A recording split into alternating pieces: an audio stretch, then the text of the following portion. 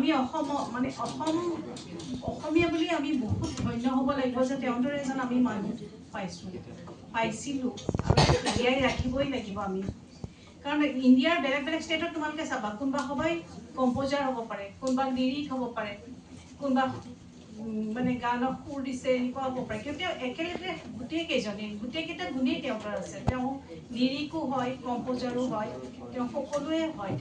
তেওঁ বোলছবি নিৰ্মাতাও হয়, তেওঁ এজন যাত্ৰাও হয়। তেওঁ পাৰিলে এটা ধুনীয়া সংসাৰ এখন কৰি ধুনীয়াকৈ থাকিব পাৰিলে হয়, কিন্তু নাই, অসমৰ কাৰণে, অসমৰ লুইতৰ কাৰণে যেতিয়ালৈকে লুইত গৈ থাকিব তেতিয়ালৈকে ভূপেন হাজৰিকাৰ মাজত থাকিব।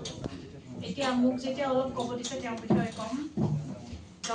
ডক্টৰ ভূপেন হাজৰিকাৰ জন্ম তোমালোকে জানি পাই আৰু পঢ়ি চাই পাবাই হেৰি। তেওঁৰ জন্ম হৈছিল 1926 চনৰ পটিয়াত। কেতিয়া হৈছিল? 8 ছেপ্টেম্বৰত হৈছিল। সেইকাৰণে তেওঁ আজি 100 বৰ্ষ হৈছে। এই 100 বৰ্ষটোৱে এতিয়া আমি অসম চৰকাৰক ধন্য মানিব লাগিব। গোটেই এনেও আগতেও আমাৰ ভাৰতবৰ্ষই কিন্তু ভূপেন হাজৰিকা অসম বুলি চিনি নাপাইছিলে। ভূপেন হাজৰিকাৰ দেশ কোনখন বুলি পাইছিল। চিনেমা এক্টৰ বা চবেই আমাক ইণ্ডিয়াত চিনি পাইছিল ভূপেন হাজৰিকাৰ দেশ বুলি, মানে ষ্টেট বুলি।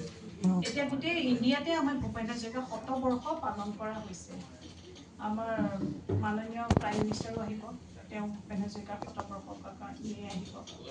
আৰু তেওঁৰ দেউতাকৰ নাম আছিল নীলকান্ত হাজৰিকা আৰু মাকৰ নাম আছিল শান্তিপ্ৰিয়া হাজৰিকা।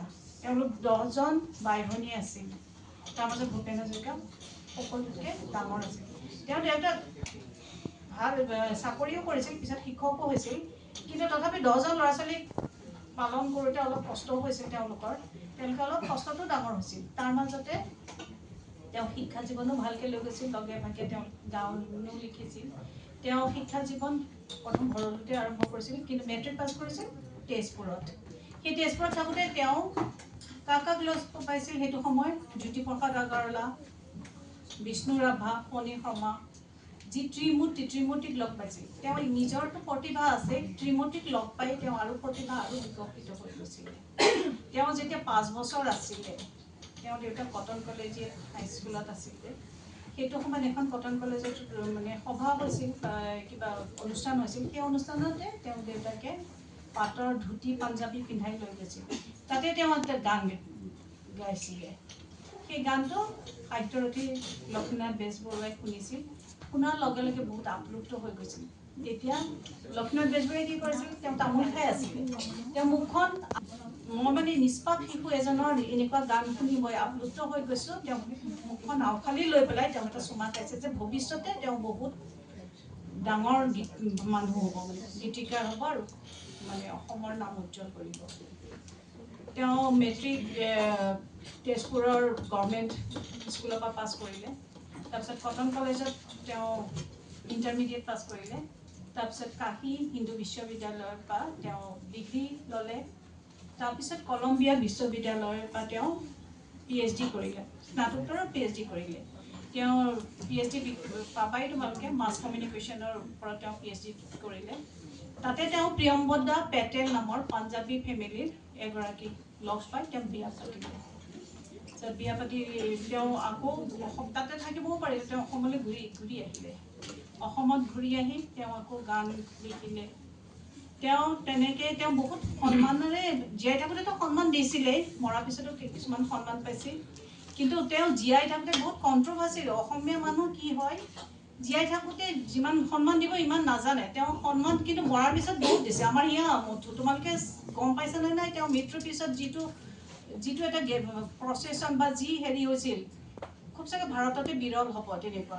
কিন্তু জীয়াই থাকোঁতে তেওঁ প্ৰত্যেকটো কথাতে আমি মাত মাতিছিলোঁ। তেওঁ যেতিয়া 93 সাহিত্য সভাৰ সভাপতি পাতিছিলে, তেতিয়াও কোৱা হৈছিল যে অসমীয়া কিছুমান মানে কণ্ট্ৰভাৰ্চি আৰু কিছুমানে তেওঁক কৈছিল যে সমালোচকে তেওঁ কোনো সাহিত্য তেওঁ সুৰ দি গান গায়। তেওঁ কোনটো সময়ত গান লিখা নাই? এজন খেতিয়কৰ কাৰণে লিখিছে, এজন যোদ্ধাৰ কাৰণে লিখিছে।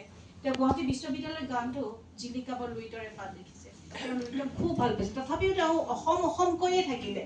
তেওঁ সময়ত লাষ্টলৈকে সং দিছিলে কল্পনা লাজমী। আমি তেওঁক মানিবই লাগিব। কল্পনা লাজমীয়ে কৈছিল ভূপেন হাজৰিকাৰ মানে প্ৰাণটো সদায় অসমত, সদায় লুইতৰ ওচৰত।